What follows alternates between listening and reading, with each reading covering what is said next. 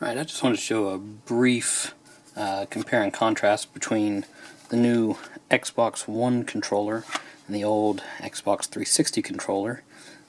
Please excuse the dirtiness. This one has been well used and loved.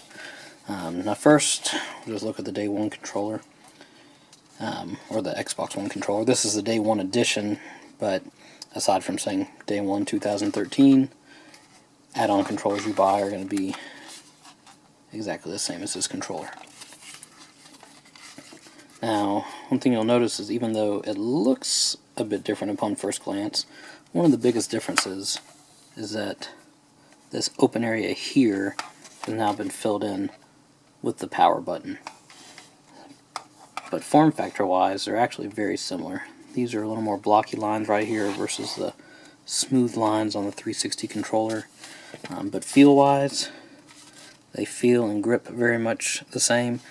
This controller, the new Xbox One, I feel like my wrists are turned in ever so slightly more when I'm playing than on the old Xbox 360. Without feeling it yourself, though, you're probably not going to notice much of a difference, or be able to tell much of a difference just by looking. This controller does feel a little bit bulkier in the handle area. You can tell a little bit of a difference here if you put them next to each other. You can see how on the Xbox One, it's a much straighter profile on the inside. On the Xbox 360, it has more of a curved area right in here versus this straighter edge, and it kind of curves in from the bottom up to that edge a little bit.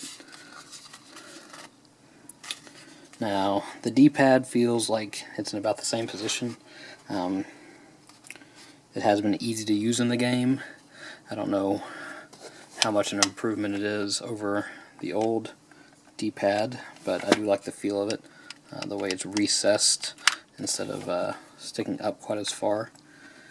Now, instead of a back and a start button, you now have a multi-window and a menu button here. They perform some of the same features in games, but for as far as the console itself, they've got different features now. A lot of times you hit A to start something instead of hitting the start button on the old one. It's very game dependent and also app dependent. We'll show the charging ports for the play and charge kits. On this one, you've got the now fairly ubiquitous micro USB charging connector plus your sync button there.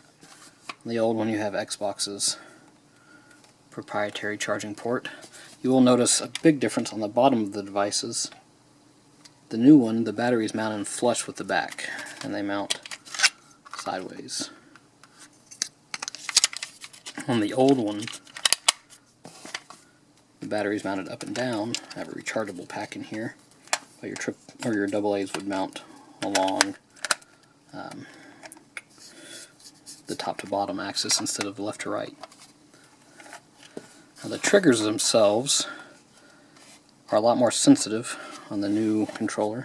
You also see where this trigger extends all the way to the edge. It's not just a trigger right here in the middle, but this whole area is a trigger. They are much more responsive than on the Xbox 360. You also have your left and right bumpers, or left and right buttons, depending on what you call the LB and RB. I've heard them called both. But one of the biggest changes and improvements in this new Xbox One controller is the fact that you not only have the rumble feature in the controller itself as an overall rumble, but you also have independent rumble sensors in the triggers. Now, games where this makes a big difference right off the bat would be Forza 5. Your left trigger is your brake, your right trigger is your gas. You start braking too hard and your brakes start locking up, this trigger starts giving you force feedback and vibrating. The gas, you can actually feel the acceleration in this trigger, so you can know how to throttle and feather your throttle as you're driving along. It gives you just a much more in-depth sensory experience to the controller itself.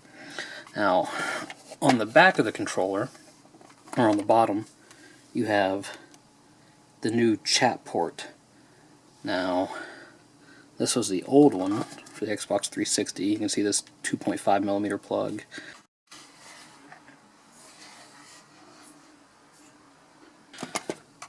On this new one, you've got the 2 support holes and this proprietary plug.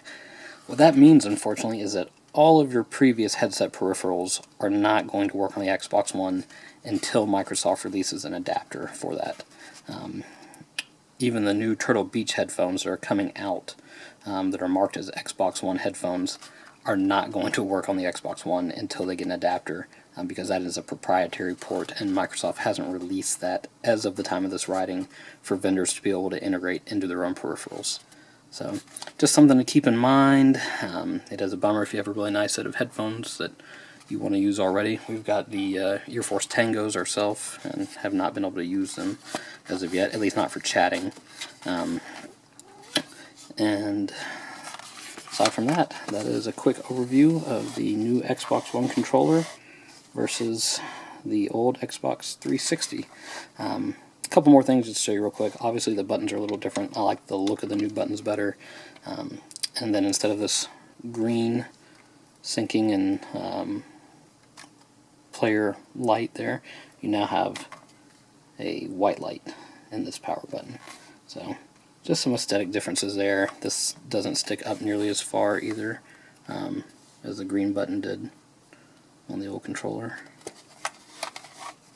But all in all, they've definitely done their research and listened to feedback and made a ton of upgrades and improvements in these new controllers. Even the analog sticks, I'll show you this real quick too. The old analog sticks are smooth all the way across the top here. The new sticks, a little bit more of a raised edge. I didn't really love it at first, but now that I've gotten used to it, I really like the feel of it. There's a smaller indentation in the middle and then that raised edge. It really helps keep your thumbs right where you want them to be. And I will leave it at that.